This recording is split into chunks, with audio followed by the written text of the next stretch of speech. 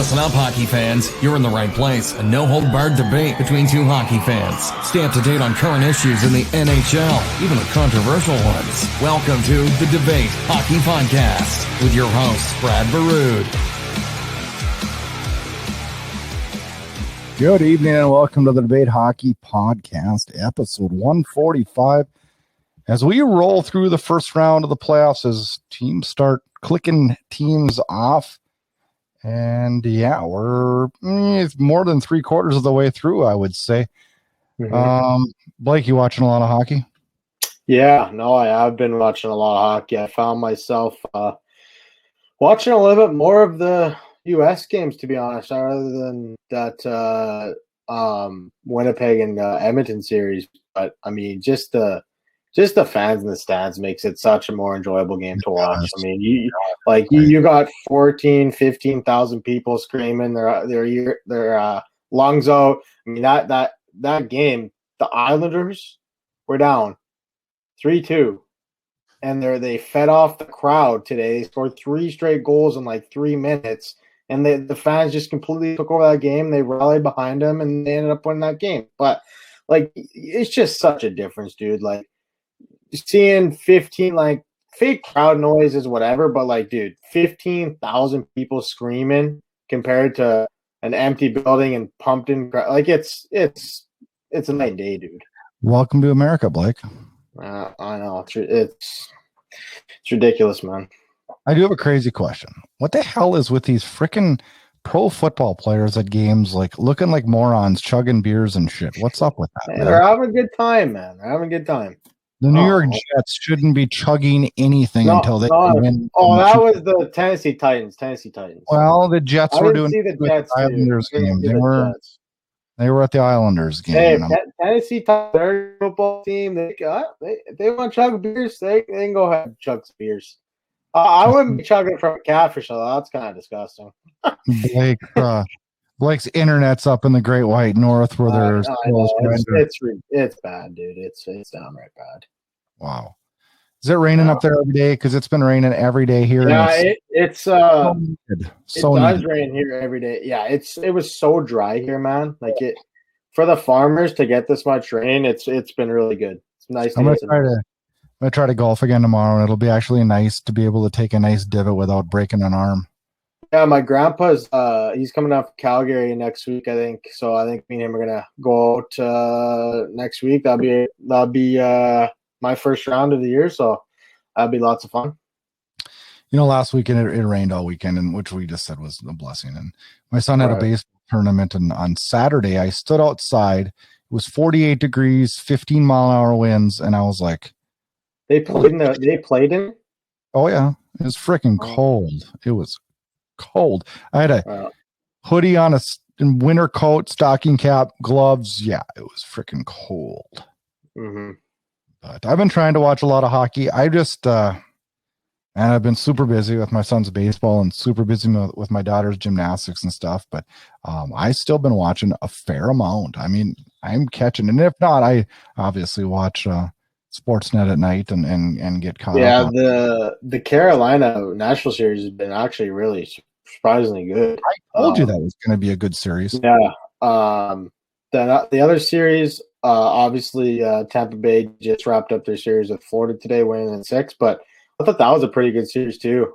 Florida didn't get the goaltending that they wanted. They ended up having to turn to a 20-year-old kid in a do-or-die situation, and he was terrific in Game 5, but couldn't get it done in Game 6. But yeah, there's just been a lot of crazy stuff. Like, there's been suspensions, injuries, Ovechkin's future. Like, there's just a lot of weird questions surrounding these playoffs so far. Well, we're going to talk about all that on the show today. Today we're going to we're going to 90% wrap up round 1 and talk about each one of those playoff series. And we'll talk about some nasty plays, some suspensions, nasty injury. And we'll go around the league and talk draft lottery, Habs fans, the Canucks. Canucks make the news, Blake, even when they're not playing, I tell you. Oof. We'll talk a little bit about the Canucks, and then, we'll have, of course. What about the Canucks? We're going to just talk a little bit about the Canucks. And then We're we're not talking about Jake Virtanen again. No. Okay. I thought that's where you were going again. And then, of course, every episode we wrap with 3 questions and a listener question. Thanks for joining us on this episode of the Debate Hockey Podcast. Make sure you get on over to manscaped.com. Get yourself the new lawnmower. Yeah, not the 3.0 anymore. They have upgraded. We're to the 4.0. Get on over, get that 20% off, free shipping. Use promo code DEBATE. And we thank them for their sponsorship this season.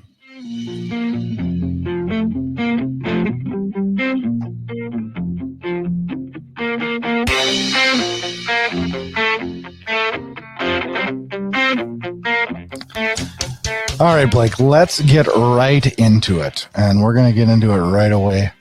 And we're going to talk Colorado St. Louis to start the show. And that was a series that was shit kicking in my mind. What do you think of that series, Blake? Yeah. Colorado beat it was 4-0. Mm-hmm. I think there was one close game. I think it was game 2. That was like a 2-goal game. Nathan McKinnon just completely took over that series. I think he had 6 goals in 4 games. A couple of them were empty nets, albeit, but man, he made something happen every time he's on the ice. Jordan Binnington was not good in this series. We predicted that. If the Blues had any chance in hell of winning the series, Binnington was going to have to play light out. Didn't happen. Goals against is almost 4. They did the Blues. I like the way they play. You like the way the Blues play? They lost 4 freaking games. No, I mean like in 2019 when they won the cup, they're a hard physical team. They kind of showed a little bit of that, but they don't have the speed and skill to keep up with Colorado. Like they can muck you around the corners, but dude, when you got McKinnon and McCarr buzzing around out there, running, like there's no chance. Here's a problem: the lowest amount of goals they allowed a game was 5.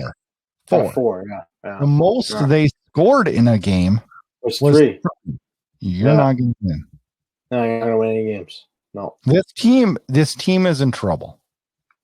This team's in trouble. I mean, yeah, you won your cup in 2019. Now you're going to have to slowly go into another rebuild. I mean, I don't know if Ryan O'Reilly's going to be in there for the long haul. They got Tarasenko locked up. I mean, that Binnington contract 6x6 is going to be an absolute nightmare for that team. Oh, we called that. Me and you both said that right when it got signed. That contract is not going to age well. You might get couple good years out of him, but man, the way that he played in the playoffs, it was a repeat of the last year in the bubble. Like it was downright bad. Yeah, it was bad. It was really bad. Other things. I just don't even know what really to say about this series other than it was just kind of complete domination. And one of those series that I wanted to get excited for this and I wanted to watch it, but every time I turned it on, it was like just such a dominating game that it was just hard to get into, I remember I was watching game 1 and it was 1-1. Or no, yeah, it was 1-1. I think Jordan Kyrou tied it up. And I went downstairs for something. I came back, it was 4-1. I was like, what happened here? Like, it's like. Huh. So does Nathan McKinnon solidify himself as the best player in the league based off this series? Why? Because McDavid laid an egg or? No. We talked about this last year, Blake. This isn't just, I'm not just jumping on a ship now. I mean, there is. Well, I mean, what McDavid did this year is incredible. Yeah, but he did play against the North. There's a lot of weak teams in that division this year, right? But I look at I don't know how you gauge that. Like, of course, like an 82 game season, he's on pace for 150 points. I know. And I'm not in any way knocking McDavid. Like, do you think McKinnon has the potential to do what McDavid did this year? Like, do you think? I mean, he's playing with Draisaitl, but I don't think he has to though, Blake. That's my point. Like, he is so good on both sides of the puck, and at absolutely just all of a sudden just like rounding the troops and taking charge of a game. Yeah, I mean, like I don't know how many times this year we said, oh, like McDavid's explosive. But then how many times have I looked in the playoffs and been like in the last 2 years and been like, oh, how did McKinnon do that? Right. Yeah. Yeah. I mean, what? It was 3 years ago. He completely took over that Calgary series against him. Single-handedly won that. Calgary won game 1, and McKinnon said, "Nah, like this is my series." He grabbed it right by the balls, and they won 4 straight. So he has the capability of taking over the series. He did it against St. Louis. He put the team on his back, pretty much carried them to the second round. But McDavid, I would say they're 2 different players. Well, yeah. McDavid is more of a flashier guy. Like McKinnon, I feel like McKinnon does play. Yeah, 100%, dude. Come on. I could show you a highlight reel of McKinnon this year, too, that would knock your socks off. No, but where I was going with this is McKinnon. I think McKinnon plays a better two-way game. Yeah, for sure.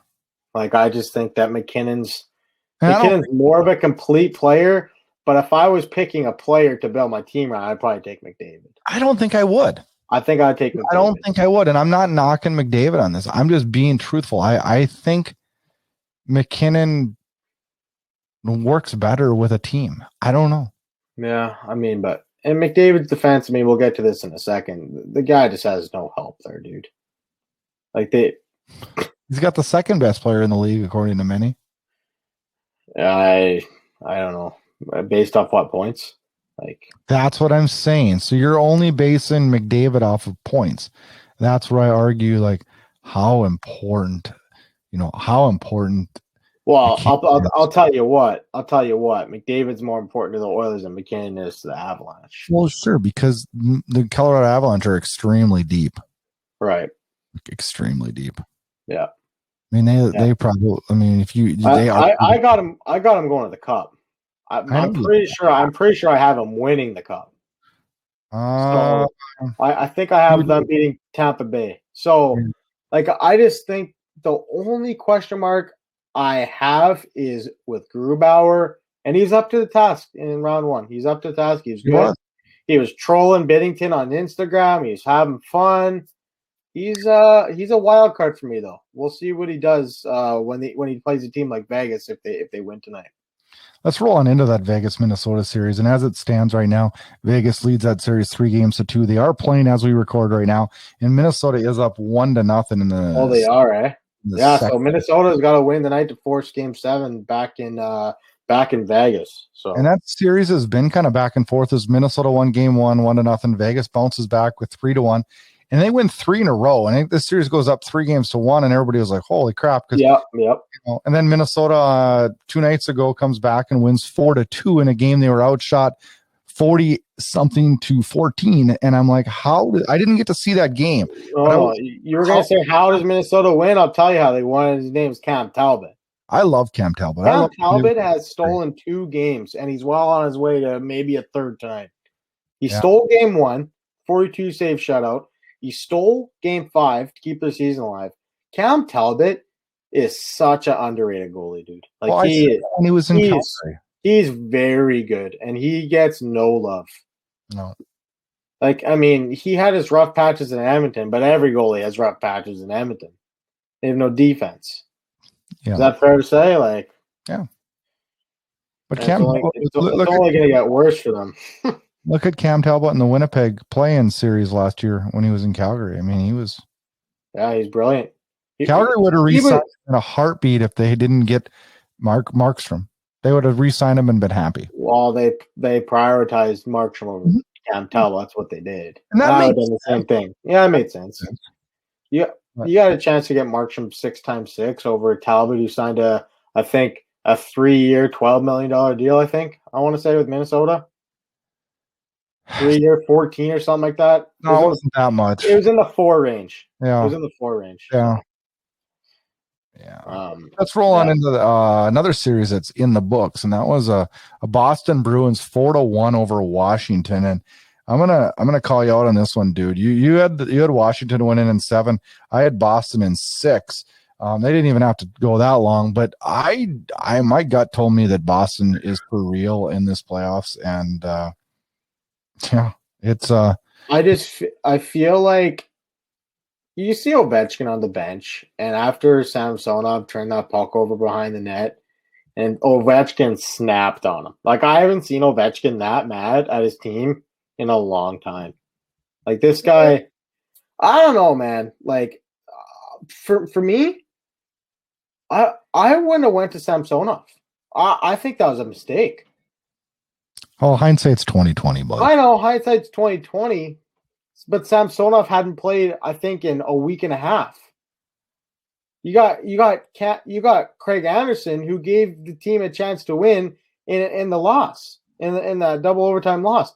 I would have started Anderson game 3. Then if you lose that one, then you go to Samsonov. Like, I just feel like Craig Anderson had 47 saves in that double overtime loss in game 2. I would have went right back with him in game 3. I think that was a big mistake. Yeah. All the games were fairly close. I mean, all of them were one. Well, except the first 3 were one. Game, or not the last game. It was game 4. It was what, 4-1, 5-1? 4-1, yeah. 4-1. So I'm not gonna lie, this was one series I just had a hard time like getting excited to watch. Yeah, is it because we're tired of watching these two teams play? I think that's what it is for me.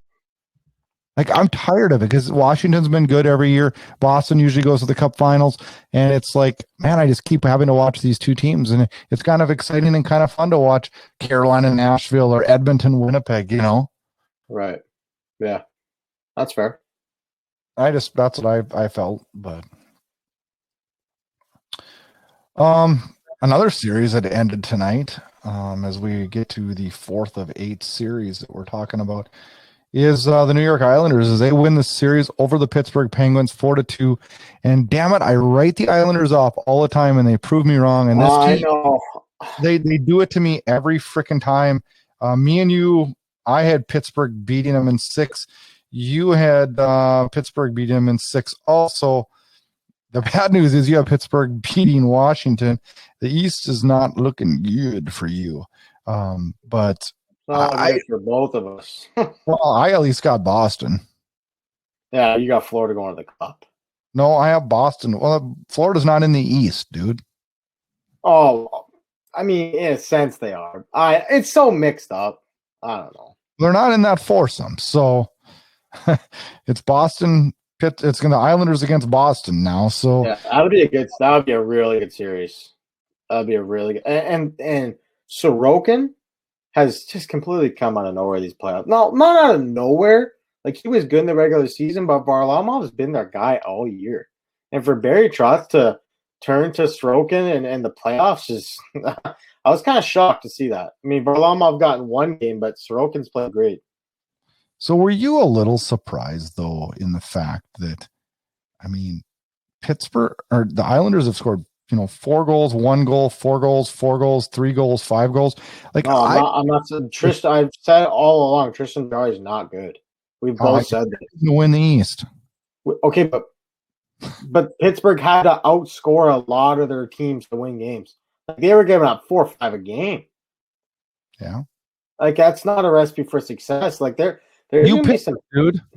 No, I know. I thought Jarry was gonna at least play better than that. Like, he's giving up pucks at double overtime up the middle. Like, he's letting in soft goals every night. It's like, man, I'm gonna make a bold prediction. Marc-Andre Fleury is in a Pittsburgh Penguin uniform next year. They're gonna have to do something because Tristan Jarry and Casey Smith ain't it. I swear to God, you said that last year, dude. No, well, I'm doubling down. I think he goes back. Like, they need a goalie, man. If they want to make one last run, Malkin is in his last year of his contract. Crosby's up in 3 years. Like, they have to do something. You can't keep doing this. And Brian Burke is not afraid to make changes. Neither is Ron Hextall. So no, but Like, why do would they do that? Would you make him available to them? I don't think I would. Well, do you want him lose him to Seattle for nothing? Like, what's your options? Bag it. He either goes to Pittsburgh or goes to Seattle. Oh, there's your options because you're going to protect Leonard. You got him 4 years for $5 million. No, Well, do you? I don't know. they both have modified no trade clauses, and Fleury's 37. So you're gonna protect Leonard. Yeah. Like, that's just you make your pick. Does he go to Seattle or does he go to Pittsburgh or does he get traded elsewhere? I don't know. I don't understand what they would why they would do that. No, I don't disagree there. That'll be interesting and something we'll probably talk about a lot in the coming weeks here as we draw closer to the Seattle expansion draft. And, we'll see what happens there.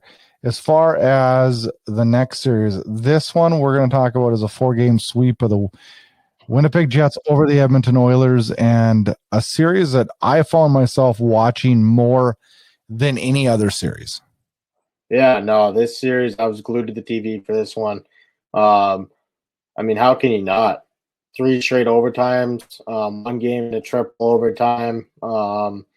Yeah, it had a little bit of everything. It had lots of goals. It had McDavid and Draisaitl getting held pointless for the first 2 games. It had a collapse for the ages in game 3. Like, man, this series had it all, man. Yeah. That comeback game was something because I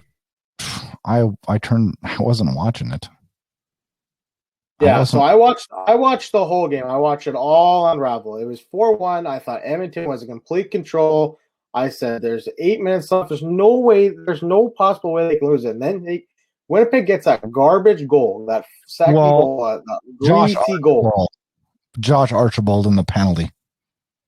Yeah, awful. It changed the whole game. It completely changed the whole game. And then Wheeler gets that goal to go up 4-3. I'm like, this team might come back. And then 16 seconds later, they get the tying goal. It's it just happens so quick. It happens so quick. I got a question for you. Don't you think that Wheeler should have had the number 18? Number 18 for what? 18 Wheeler. Oh, I don't know. I guess. But shouldn't he? I don't know. I love Wheeler, dude. He's such a stud. Well, I guess that question's probably confusing for you since you call them semis up there. 18 Wheelers, same shit. Semis. But yeah, and you can just tell, they put the camera right on McDavid when Morrissey scored. And McDavid, like, what do I got to do? Like, he had 4 points in that game. Him and Draisaitl combined 8 points. They finally produced after getting held pointless the first 2 games. And McDavid just like, dude, what do I got to do, dude? Like, Winnipeg is so much deeper. Hellebuck outperformed Mike Smith, although Mike Smith played brilliant. I thought Mike Smith was one of their best players. But so are you believing in Winnipeg's defense? Yeah. Well, I mean, they realized that they can't play run and gun like they did with Edmonton in the regular season. They lost 7 of 9 games doing that. So Paul Maurice, they had him buy into a system, and they completely just blanketed him. They played. I don't want to say it was a full trap game, but in a sense, it kind of was. They clogged the neutral zone, and then they took advantage with their wingers on the rush there, and Paul Maurice is such a good coach. Like, he just completely shut those 2 down. You look at this series, and it had the monster comeback game, and then was it 2 nights ago or was it 2 nights ago? Oh, it was a back-to-back. Yeah, but the 3 overtime game that went, I didn't get to stay up for the whole thing because I fell asleep. But that was a great hockey game too. It was unreal. But as the overtime went on, though, I was like, this shit is so boring.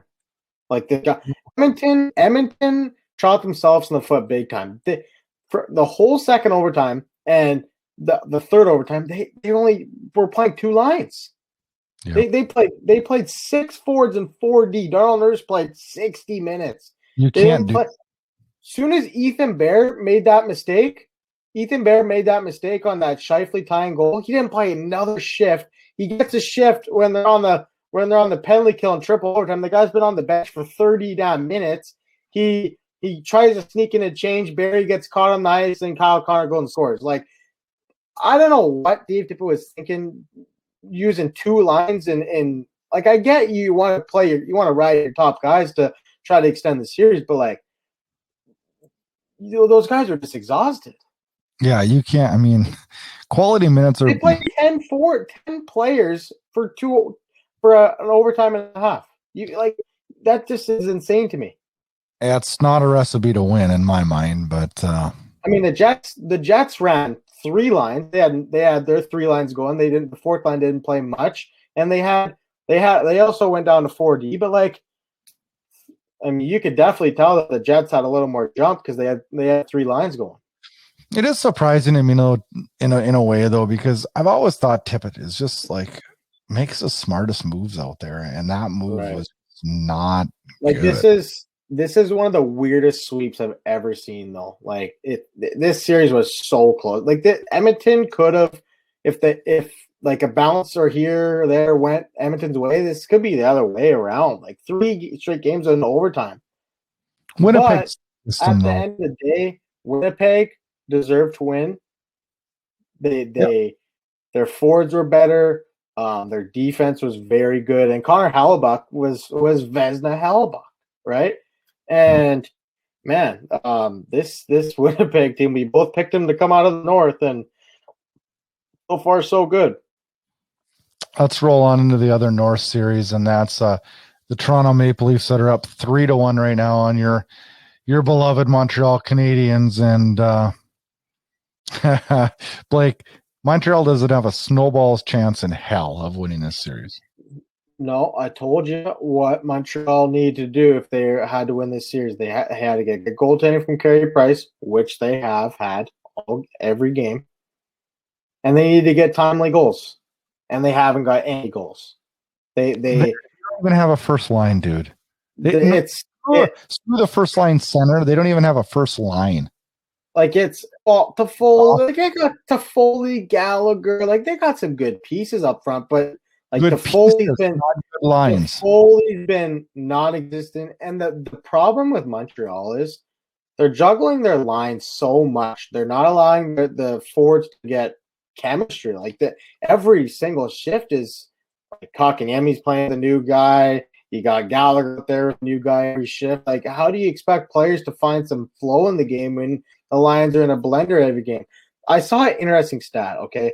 Since 2015-16, when Carey Price, that was the year Price, like, won the Hart and everything. He won everything. If you had to guess, since 15-16 to now, so I think Montreal's made the playoffs 4 times. So the last four playoff appearances for Montreal. If you had to guess what Carey Price's goal sport is, what would you think it was? I don't. Jesus, Blake. I'm asking a question. Is this straight from the Carey Price fan club? No, this is. I was shocked. What is it? It's 1.97 a game. How do you expect? And in those games, Carey Price goals against was 2.13. Like, this guy is giving you a chance, and you're going to give him under 2 goals a game. Like, this team is not good. Blake, you've been praising this team all year. This is not a good hockey team. Well, Toffoli's been a no-show. Like, this guy had 28 goals in the regular season, and what has he done? No, I know that, but like, I'm not even blaming Toffoli. Like, this team doesn't have, like, they have no offensive depth at all. Like, me and you both said that Montreal had a really good offseason. Like, they're gonna lose tomorrow. They got Josh Anderson. They're gonna lose in 5 games. They're gonna lose in 5 games. They're gonna lose tomorrow, unless a miracle happens, because this offense is in a nutshell right now. But like, where do you go from here? Do they fire Bergevin? Like, what's the next step here? Well, their coach is coaching himself into unemployment because he's awful. I will guarantee you that either Rick Tocchet or Jared Gallant is behind the bench in Montreal next year. It won't be either one of those two because neither one of them can speak French. What do you mean? Jared Gallant is French. What the hell are you talking about? Oh, I guess he is, yeah. He's only from the Maritimes. What are you talking No, about? if I had to lay my cards down, Patrick Waugh will be behind the bench. Really? Yep. Interesting. Yeah, I don't know, maybe. That's where I'm throwing my money down. But like Toronto, they've gotten production up and down their lineup. Nylander's stepped up after that increased role. He scored. He's has a goal in every single game. Yeah, Jack Campbell's played really good too. On to the Nashville Carolina series, as that one sits currently at 3-2. Nashville fell down to Carolina 2-0 and then bounces back with two double overtime wins. 2 double overtime wins, ties the series up. Carolina last night wins it, and that one went overtime too. And this series has been close, and more close. A back and forth series. It's been really, really entertaining. I have Nashville winning this one. You have Carolina 5. You have Carolina 5. Yeah. I had Nashville in 7, so I might be on you might be on there, but this series honestly shouldn't even be close. This series should not be 3-2. Because you look at what UC Saros did in both their wins. 58 saves and 55 saves. There is no reason why Nashville should even be in those games. Like, their goaltender single-handedly stole them those 2 games. Like, you're getting outshot like 59, I think it was like 27, 28. I was like, dude, how the hell is Nashville even in this game?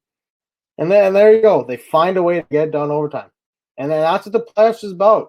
Sometimes you might not have your best stuff, but you find a way to get down and get that goal to propel you to that victory. But man, I was just amazed at how Saros played in those 2 games. Like, he put the team on his back. Do you feel like this is like a series of unknowns, though? In a sense, yeah. Like, I mean, look at the heroes. Like, you got Luke Cunnin scoring OT winners. Matt Duchene has been non-existent all year. He gets the winner. You got old man Jordan Stahl getting the winner. Like, there's just a lot of weird stuff going on in this series. On to the final series, and that's the Florida Panthers Tampa Bay Lightning, as that one ended tonight, as Tampa takes the Florida Panthers out of the playoffs 4-2 in a series that was flat out nasty.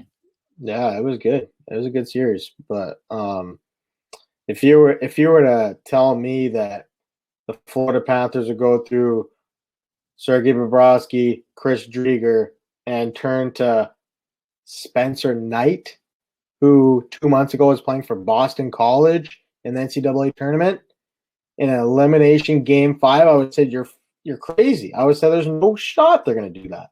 The way that Driedger played in the regular season, and he just looked off. Like, he did not look like he had it. Like I don't know if it was nerves. I don't know if it was like the team just didn't play good in front of him. But Spencer Knight came in there in game 5, kept their season alive, played great, let the first goal in, and both games that he started, first game he stopped 36 straight after that. But yeah, I just think that's crazy that they turned to him.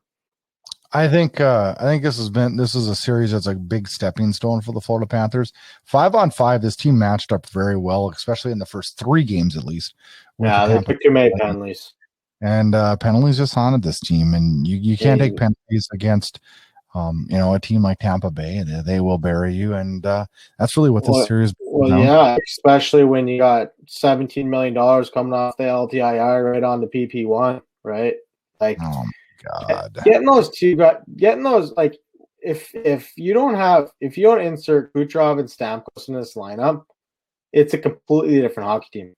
Like, those two are just such game changers in a 7-game series that, like, those two you get 2 power plays, those two can score 2 power play goals and the game's completely changed. Like, that's how dynamic those two are.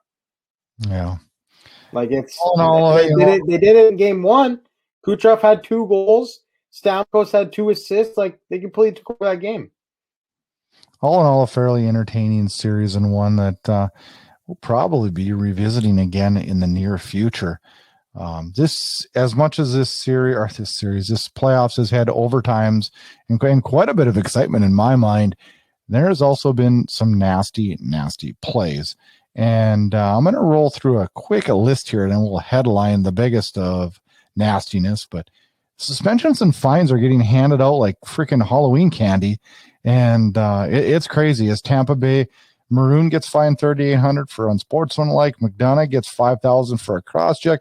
Archibald gets suspended for a game for clipping Winnipeg's Logan Stanley. Weber gets $5,000 in Montreal for a cross check on Simmons. Mantha gets $5,000 in Washington for interference on Tuukka Rask.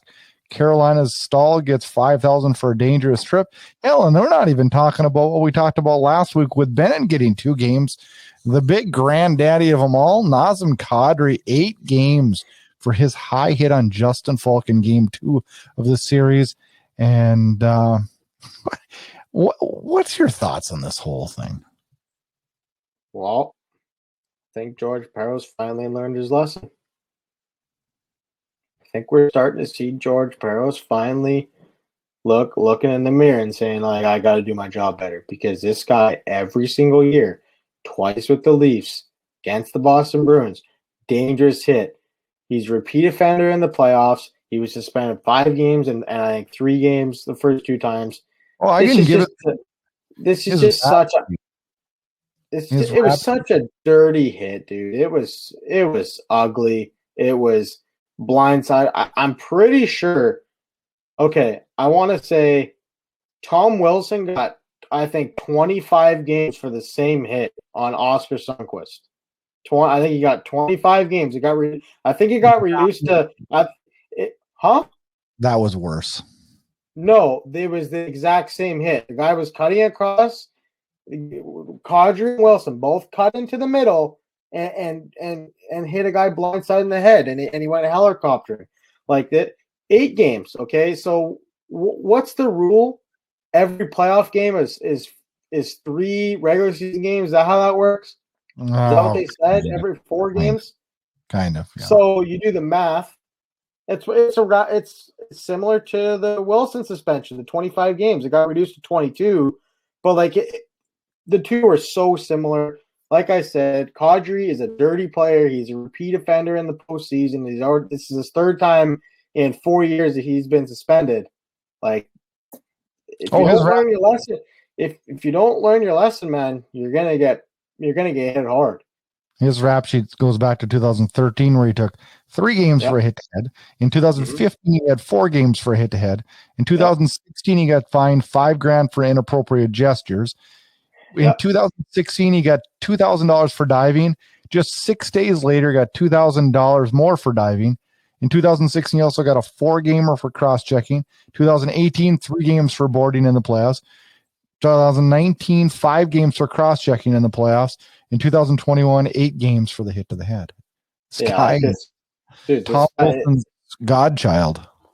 Yeah, a guy I like Kadri's game. He plays the game hard. He plays in the edge, but man, he just crosses that line so many times in the postseason, and it killed Toronto when he took those suspensions, because he was an important player. He was in their top 6, and when you're without he's not in Colorado though. It's not going to affect them. It's not going to affect them. But I mean, he's still a good 3rd line player on that team. Let me throw an idea out here. He's appealing this, right? He's an idiot, for one. He's an idiot. I know. He's going to miss more games doing this than he was just serving. So let me ask you this. If you're Colorado management, do you just tell them, yeah, we're good? Sit out? We don't need you for the rest of the playoffs. We're good. We're good. We don't need that distraction. We don't need that distraction. Yeah, I don't know what Kadri's doing here, because this hearing is going to go to Gary Bettman. Gary Bettman If I was Gary Bettman, I'd say, all right, you're getting 10 for being dumb. Yeah, but he won't. I'm going to raise the suspension. Like, he can do that. He's not going to do it, but he could. He won't. Gary Bettman's going to say, nope, it's going to be 8 games. This is going to go to a neutral arbitrator, and it's just going to be an ongoing process. Like, I don't know, just sit your 8 games, dude. It was a dirty hit, and I don't know what he's doing right now.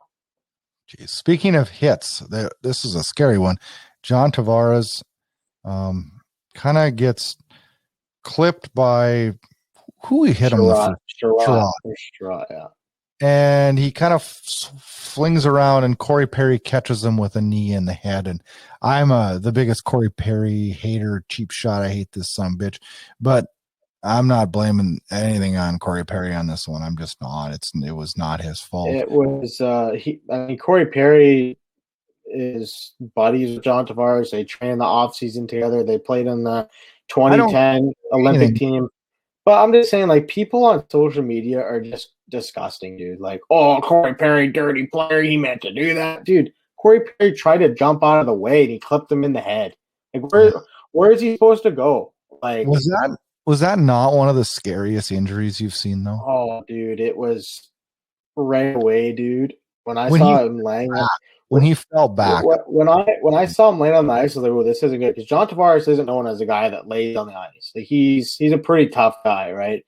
And when I saw the trainer get him up, and then his legs just buckle on him, his eyes roll in the back of his head, like he didn't know where he's at all. I'm like, oh my god, like this is so scary. Like, at that point, it's more than a game. Like, you just hope that John Tavares is okay. And you could tell, like, in that first game, the Leafs were really shook up, and rightfully so. Like, they didn't recover at all. Like, that first game, they were out of sorts the whole game. Yeah. Oh, a scary incident. I'm glad John Tavares is doing good. Do we see him again in the playoffs this year? If they go, he's out a minimum 2 weeks. But like, I think he's at the practice facility today. So I don't know like he's obviously got a concussion. He's got a knee injury from the Sherrod hit. Maybe if they go to the conference final, he potentially makes a return. I don't see him playing in round 2 against Winnipeg. I don't. But yeah, I mean, if he does, that would be a huge boost for the Leafs because I think you might be surprised. Yeah, we'll see. Obviously, concussions are tricky. I mean, you saw how long Freddie Anderson missed with his concussion. I mean, every concussion is different too. So it all depends on how your brain reacts to that injury. And yeah, I'm just happy that Tavares looks to be making a healthy recovery. And as much as I hate the Leafs, just worried about Tavares there for sure. All right, time to go around the National Hockey League. Inside Edge Hockey News, lighting the lamp and raising the cup. Draft lottery order. It's out. Can we just skip this, bro? Like, this is so depressing. Why? Because the Canucks did they're on their bullshit again. Canucks had the 4th best odds if they just tanked and lost every single game. What do? They go and get 5 meaningless points down the stretch, and now they're 9th. It's like Calgary did the same thing. Calgary's 13th. Brutal, man. Brutal. Buffalo 16.6% chance. Does Buffalo finally get that number 1 pick? Is it even going to matter? No. What are they going to get? They're going to grab Owen Power and have Owen Power and Dahlin on the back end, and Eichel still has nobody to play with. Like, what are we doing here? Anaheim has a 12.1%. The Seattle Kraken has a 10.3%. New Jersey Devils 10.3%, and Columbus Blue Jackets 8.5%. Why does my gut tell me that Columbus is going to get it? Yeah, that franchise deserves to get some luck after everybody that's left that organization. Yeah, they could use a first overall pick for sure. Habs allowed 2,500 fans for the game on the 28th, even if they get that far. Yeah, I don't think that's Why happening. is this? Why is this? Why are they getting 2,500 fans? Well, because Quebec just seems to do whatever they want. I mean, they're kind of like their own little thing over there. So Why doesn't the country push the button? I just don't understand. Obviously, there was a shortage in the vaccines. Like, I get that, and they want to be precautionary about it. But like, it's got to get to a point, bro, where you just if the fans want to go, they can go. Like, even if you cap it at 10,000, or even if you make it like vaccinated people can go. Like, do something, dude. I don't know. You can't do that. Well, I don't know, man. Or section it off. Section it off. Vaccinated people can be side by side, and then half the rink is socially distanced. There's got to be different ways to get that. Tattoo the scarlet letter on everybody that it's not vaccinated. How do you know if somebody's vaccinated or not? How do you know? You got your card? There is no vaccine card in the U.S. Yes, well, in Canada, you get a card. And why? You got your date. Okay, it says first dose. The doctor signs it. They date it, and that's what it is. You get a little card. So next year, do you have to get the card again when you have to go do it again? Well, you probably just keep the same one. What do you mean? Well, once you get your 2 doses, you're done. What do you mean? Well, they don't know that. You have your card. But doctors are saying now that the dose, it may only last 8 months. They don't know. I don't know, man. I am just so fed up with this bullshit, dude. Like, just seeing past stadiums. It's open, man. Like, I don't understand. I don't get it. Sickening, man. Vancouver announces the return of Benning as general manager next year, which I know just brightened your evening, and then re-signs Green as head coach. Smart. That's a good move. I like that move. Well, I know, but what about Benning? He's the one calling the major shots. Well, Vancouver fans, if any Canucks fans are listening to this podcast, brace yourselves, because Jim Benning said the Canucks are going to be very aggressive this offseason. It could involve buyouts. What that tells me is Vancouver's trading their first round pick this year. That's what they're going to do. They're going to do a trade that is similar to what they did 2 years ago with the JT Miller deal. I think they're going to go out. What I would do, I would be on the phone to Buffalo. I would be packaging. Oh, well, yes, they do. Hold on. You giving up Hughes? I'm giving up a prospect, a first round pick for Sam Reinhart. That would be the move for me. Oh, I don't. Sam Reinhart's a hell of a player, dude. From Vancouver, I think he would really enjoy playing on that top line. They want what prospect Vancouver have that's going to turn? Buffalo's been offered that already, I'm sure. Better. Well, you're going to get a top 10 pick from the first round, maybe even a top 5 pick if they move up in the draft. But I would ship them the first round pick this year. Maybe a Cole Lind or that's not doing it. Hold on, or like Lockwood, dude. Click. Hold on. You're gonna tell me that Buffalo, who you don't think they would trade Reinhart for a top 10 pick? Are you kidding me? No, why would you? Because Reinhart is getting almost too old for that core. So they're going to look to ship him out and get a new player in there, a new prospect, a top 10 pick. And hopefully that you cash in on it. The Canucks do have the assets. They have good prospects.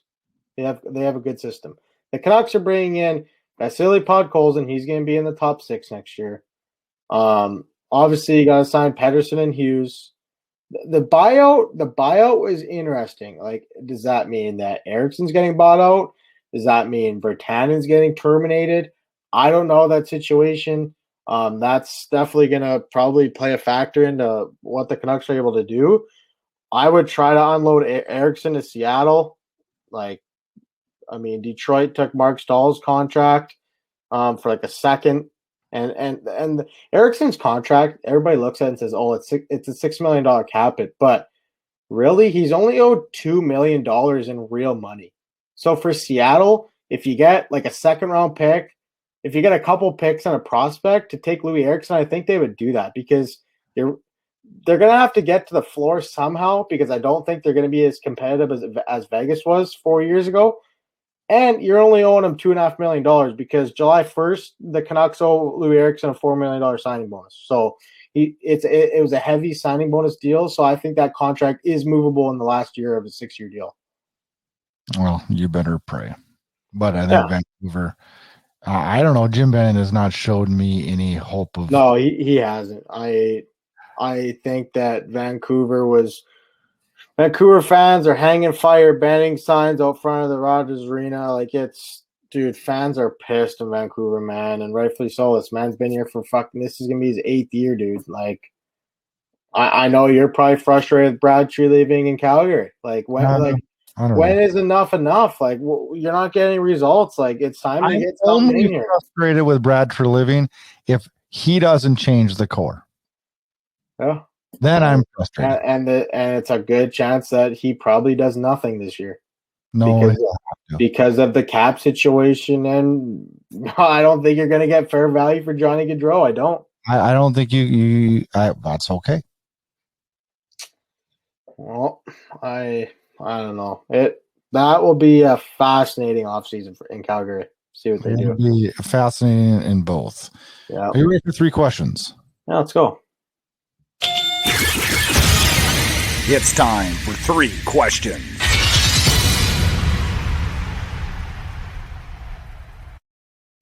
All right, Blake, this week I fire 3 questions at you. Before we go here, Minnesota won 3-0. They forced Game 7 against Vegas. So that would be we're getting at least one. So that's good. That'd be a good game too. Mm-hmm. Yeah. Question number 1. Is this the end of the Washington Capitals run? And is there any chance Ovechkin makes a move to another team? Well, I think they're going to look to trade Kuznetsov. I think they're unhappy with him. In terms of Ovechkin, if I was Alex Ovechkin, I was sitting down and mulling my options, okay? You look at what he did in Washington, okay? He's the franchise. 16 years, he's the guy, okay? But if I'm Alex Ovechkin, I'm also looking at it and going, okay, I've been here for 16 years. Yeah, I won a Stanley Cup, but that year was the only year I got past the second round. I've given my blood, sweat, and tears to this organization. I'm going to take my talents elsewhere. I honestly think that Ovechkin, he doesn't need the money. I don't think money is a big factor with him because he just got done signing a 13-year, $124 million contract. I don't think money's the issue here, but I don't know, man. 16 years is a long time. I know it'd be weird seeing him in another uniform, but I wouldn't put it past him. What if, do you think that he would? Not a prayer. You don't think? No, Washington. He's their franchise. They owe him so much. They're gonna have to pony up some big money, and he'll finish his career there. Washington owes him. Alex Ovechkin owes Washington absolutely nothing. No, I know. He does. He got him a cup. Washington owes him. Oh, yeah, I know. Pay him on what he's done, and he plus Washington needs the revenue they're going to gain by the fact that maybe Ovechkin will be chasing Gretzky's record over the next 5 years, and what that brings in revenue alone pays this deal off, man. Yeah, it's gonna come up. It's gonna come down to if Ovechkin thinks that if he can win in this uniform, maybe he wants to go out and win another ring. Maybe that's important to him. And if I'm Ovechkin, I'm looking at this roster, I'm saying, well, I don't think that I can win in the next 5 years with this team. I don't know. It all depends what Alex Ovechkin's thinking. Yeah. Because I don't see Washington winning in the next 5 years.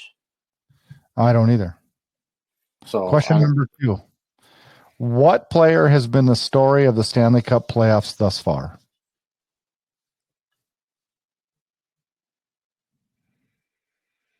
Well, UC Saros has been good. Yeah. Connor Hellebuck's been really good. Nick Ehlers has been really good. Yeah. He's only played in 3 of the games. He missed game 1. Marc-Andre Fleury's been pretty good. Nathan McKinnon, but he played St. Louis. Like, I don't know. Or is it Connor McDavid? Well, you said surprise. You didn't say disappointing. I said, what player has been the story? Oh, the story. I thought you said surprising. Yeah, I'm gonna say Leon Draisaitl and Connor McDavid. Like, first 2 games, 0 points combined. Are you kidding me? These guys are 1 and 2 in points, and like, if I'm McDavid, dude, I'm going to the management. I'm saying, like, figure something out here. Get me some help, or I'm out of here. I'm gone. Trade me. Like, how long is this guy going to take losing in Edmonton? Like, how long? This guy just had a record-breaking season this year in our era, like in this modern era. Okay, not talking about the 70s, 80s, the 90s. Like, since 2000, this guy had the most dominant season in my lifetime, at least the last 23 years of my lifetime. It's the most dominant season ever. And they go out in 4 straight games. It's like, man, oh man, how in the world does that happen? Question number 3. Do Canadians still care about the World Championships after this year? Honestly, bro, I didn't know World Championships were going on. I haven't watched a single game. I'll tell you right now, you have to vouch for this. Canadians care. And they have been a complete train wreck. I honestly haven't seen I haven't seen a single second of that. Like, I couldn't tell you who they played. Is that not something though? Losses. Well, like, what is their record? 0-4? They're 1-4 or 1-3 now. They were in 7th place. I saw on Twitter they lost to Latvia, so that's great. Yeah, that's gotta be good. Golly. Listener question. I got a good one this week. With young college star and top prospect Spencer Knight coming into the net and winning Game 5 for the Florida Panthers, how do the Panthers proceed in the future? Is Knight the guy, and what does the goaltending future look like in Florida? I don't understand why they even drafted Spencer Knight 13th overall.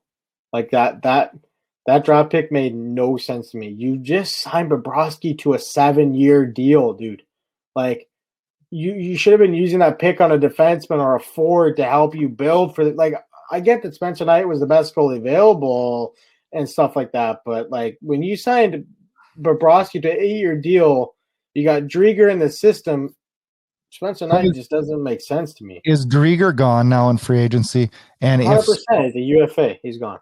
Does his value go down after his playoff performance? Yeah, it does. It does. Absolutely, it does. So is he a goaltender that if you owned a franchise, would you consider him if you signed him a number 1? I'm going to say Chris Drieger goes to the Edmonton Oilers. They're going to buy out Koskinen, and they're going to roll with Drieger and Mike Smith, kind of a 1A, 1B type situation next year, I think. So then you think Florida goes with Bobrovsky and Knight, and they split time? Yeah. I think that's the way to go. Yeah, I think that Drieger is going to Toronto or Edmonton. Those are the 2 landing spots I have for him. Yeah.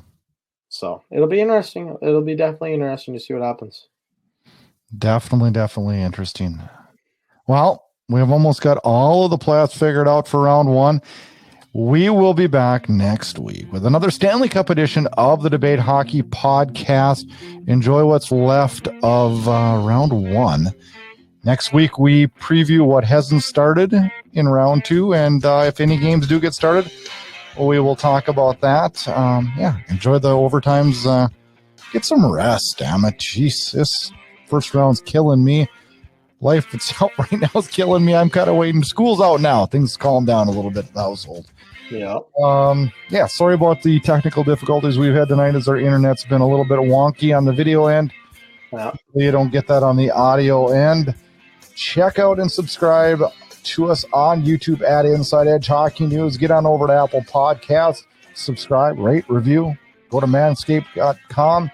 Buy and use promo code DEBATE. It'll save you 20% off. They'll ship your product to you free.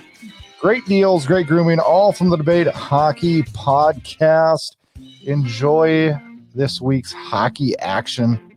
And we are back next week to talk a little bit more about the Stanley Cup playoffs.